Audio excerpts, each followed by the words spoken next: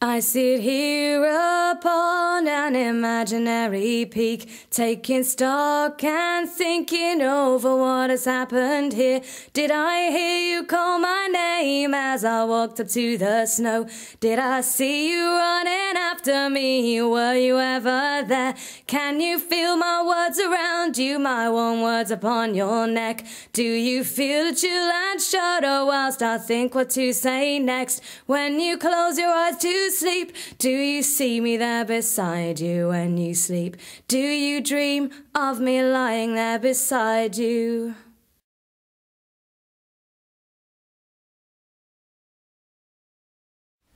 The problems I have are volume and articulation.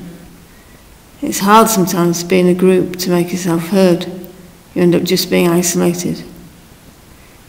I think the main issue is that I used to be a teacher. My voice was my tool of work. And to lose intonation, which I have lost, and to lose the ability to string more than 3 words together intelligibly, it's quite hard.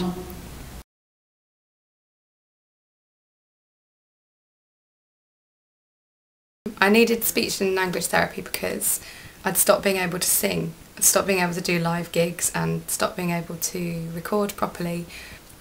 The way that I first noticed I had a problem was that I couldn't sing for as long as normal, or I couldn't hit notes that I would have normally been able to hit easily. I'd heard of nodules before, but I didn't really know very much about them. I felt horrific because I felt like I've really put so much effort into being a singer that it's, you know, to think that I wouldn't be able to sing is just devastating, really. The speech therapists I've seen, they give you something of yourself back. It's so important in this world to be able to speak. I mean, they are the key to the door for me.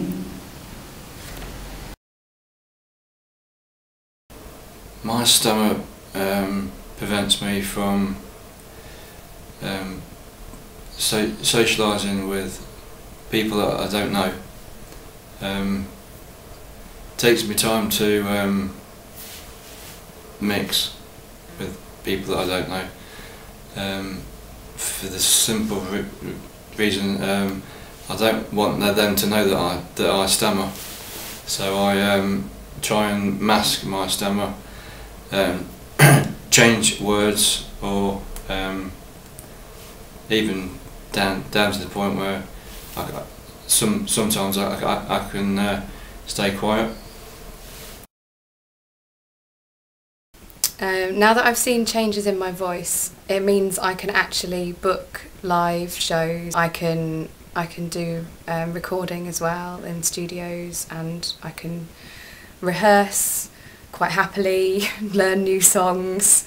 Another thing that happened as a result of speech therapy is that I felt more inclined to do more exercise, which is good for me as a whole, because I didn't realise how connected the voice is with the rest of the body, and how important it is to be fit and healthy. So it's made me think about doing more exercise, sleeping better, eating better, just generally being more healthy as a person, if I want to use my voice properly.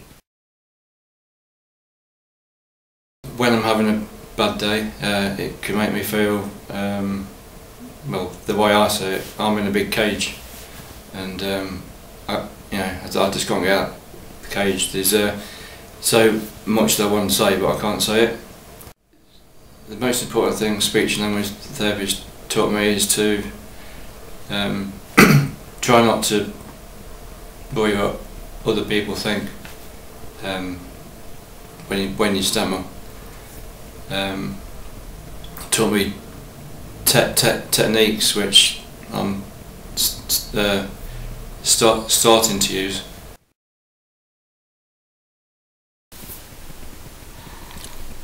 That's a strange thing to have to explain.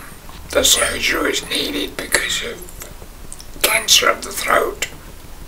We both had a bit of a cry at the word cancer. All you knew was you got no voice. Well, that's not strictly true. They did give you a voice. You didn't know how to use it, and the speech therapist taught you how to lucid.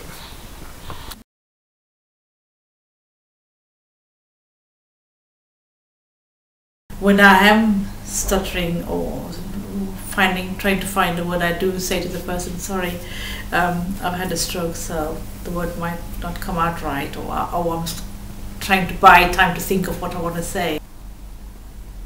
I think to begin with, I was trying to say things which came out all wrong.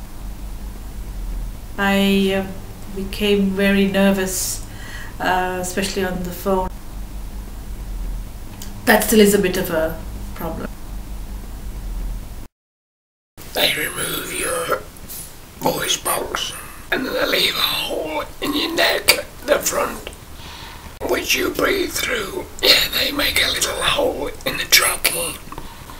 But that is where the little valve is going to go.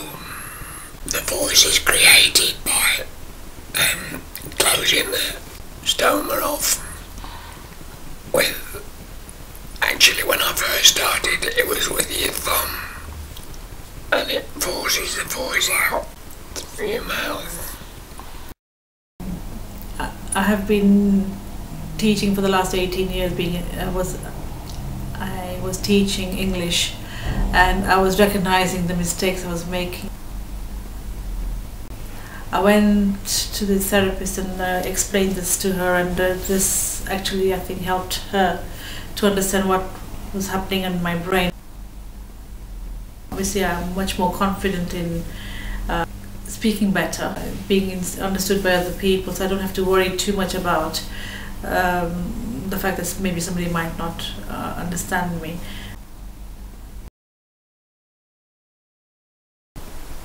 Very frustrating at times, but I think without friends and my wife I wouldn't have got this far with it. Also the speech therapists who have got kids like a family. I sit here upon an imaginary peak, taking stock and thinking over what has happened here. Did I hear you call my name as I walked up to the snow? Did I see you running after me? Were you ever there? Can you feel my words around you, my warm words upon your neck? Do you feel a chill and shudder whilst I think what to say next? When you close your eyes to sleep, do you see me there beside you when you sleep? Do you dream of me lying there beside you? Can you feel a repetition in the air? Do I hate you if I act like I don't care? How can you take me over without noticing a part of you is gone? When you notice, do you search for my secret hiding place? You must first undo the chains that hold me to this hand. When you feel the current in them, oh, you try, you can't break free. So come rescue what you're missing and alongside rescue me.